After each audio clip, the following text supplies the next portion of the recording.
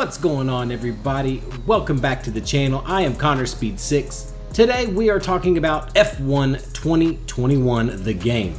Big thank you to EA Game Changers and everyone at Codemasters and the Racing Ahead program for letting me get my hands on this game early. I know I'm a little bit late, however, life and some PC issues have had my head spinning over the last week and a half, so I am finally able to go ahead and get to this game. This is a preview mode to the game. It's not going to be the final product, so please be aware of that while watching this video. So as you all know, F1 2021 was announced very recently. The game is set to be released very soon. It will be releasing on PC for download on Steam, Xbox One, One S, One X, and Series S and Series X, as well as PS4 and PS5. So anyone, anywhere with any console or any PC setup will be able to get their hands on this spectacular game. What we're going to do today is sort of just outline some of the things that we know are going to be new and fresh to the F1 series for 2021 and the F1 2021 season. Again, a really big thank you to EA Game Changers and Codemasters Racing Ahead program for getting me this early access. I am very thankful for that, and I really hope you guys enjoy this. I'm really loving the game so far from what I've played. I'm pretty sure you all will feel the same way once you're able to get your hands on it. So F1 2021 has an all-new damage model. This is something that the community is going to be really excited about because there is new front and rear aero damage, as well as side pod and damage to the car floor. So that means if you run into the back of someone, you're not only going to damage your front wing, but you're also going to damage their rear wing or rear aero. And if you turn into somebody in the middle of a corner or rub tires against maybe a side pod of the car, you could end up damaging the floor of the car as well as the entire side pod, which does affect the car's aerodynamic performance. So they have actually put a major focus on this all-new damage model moving forward for this series, which is very exciting. One of my favorite features for F1 2021 is the all-new Real Season Start mode. This new game mode allows you to actually jump into the live F1 series standings as they run in real life, but in the game. So we'll just say that you are a fan of Lando Norris. So what you do is you actually choose to go into this game mode, select your driver as Lando Norris, and wherever the standings are on the day that you jump into this game mode is where you will start in the game. The same track, the same overall driver position, the same team position in the championship, everything. Your goal is to simply finish as high as possible in the championship and win as many races as possible to overtake everyone above you and finish in P1. The speed at which you progress through that game mode is sort of all up to you because you can do shortened race weekends, you could do full-length race weekends. It's really kind of up to what you have the most time for, or what you choose to do if you want to be a more casual player or a more immersive sim-based racer. It's really quite interesting. So again, you could take Lando Norris, finish out this season as it stands right now with him, or jump in as Lewis and try to catch Max Verstappen, because we all know that battle right now is burning. Another really exciting game mode is the multiplayer career. Now, what's really fun about this is you and a friend, or just you and a colleague, you can actually jump in to a career mode and run as teammates or run against each other as rivals on different teams. Another thing that's really cool about this, you can actually tailor your own individual experience in the game however you would like to. So if you're a more sim-focused driver or a more experienced racer in the F1 series, you can actually turn this to experience mode, while the other person can turn it to casual mode, and they have really just a sort of a plug and play go and race type of scenario, while the other person may have a more sim focus and they have to pick and choose all the adjustments on the cars and things like that. So it's really fun, again, to either battle against head to head or actually go in as teammates and compete together to try to win the Drivers' Championship and Team Championship. That's really exciting, and a very fun game mode that I think is going to be heavily played in F1 2021. Now, touching base on the game settings like I was talking about a minute ago, there are 3 different game settings that you can choose depending on what type of gamer you are coming into F1 2021.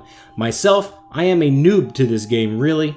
while I have lots and lots of racing experience on other games, sim and arcade, I am new to the F1 series. You've got beginner mode, which is basically just again for a casual racer who wants to turn on the game, sort of shut the mind down, jump in their favorite car and just race. After that, you can jump into a more intermediate setting, and that's going to give you a little bit more options when it comes to car setup, assist changing, making sure that you have the assist set to wherever you would like, manual transmission, traction control off, etc. Things like that to make it feel a little bit more immersive than just turning the game on and driving. The more experienced setting in the game is for simply the more experienced drivers and those with a little bit more seat time in F1 games. It's going to give you a full simulation vibe whenever you turn the game on, picking tire strategies, adjusting all of your race assists, basically turning all of those off and things like that to make it a very, very immersive experience and much more like it would feel for an entire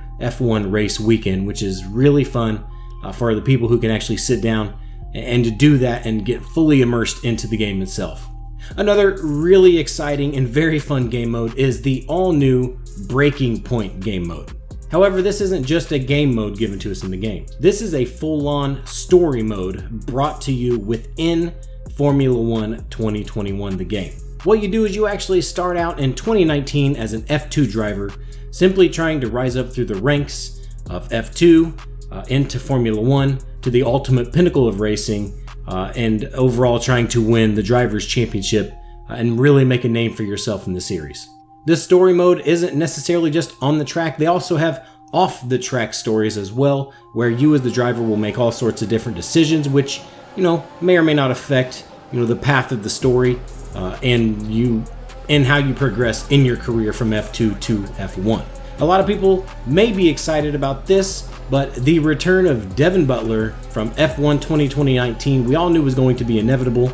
I've done a little bit of research on that. I think the community is going to be really excited to have Devon Butler back as well.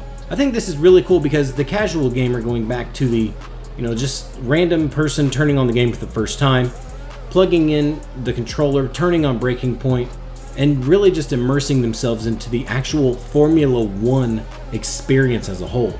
It sort of has that drive to survive feel and vibe to it, but it's you, and you are taking your own driver path from F2 to F1. It's really exciting. We're going to be learning a lot more about Breaking Point very soon, so I'm really excited to hear more about that, and I bet the community is as well. While there are lots and lots of new things coming to F1 2021, there are a few really important things that are returning from previous titles as well.